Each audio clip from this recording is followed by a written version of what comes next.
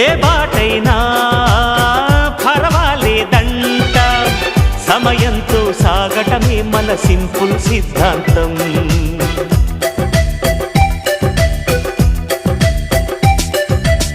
చిరుగాలికి పరిమళమిచ్చే సిరిమల్లెల వనమై ఉందాం, గగనాన్ని నేలను కలిపే హరివిల్లుల వంతెన అవుదాం.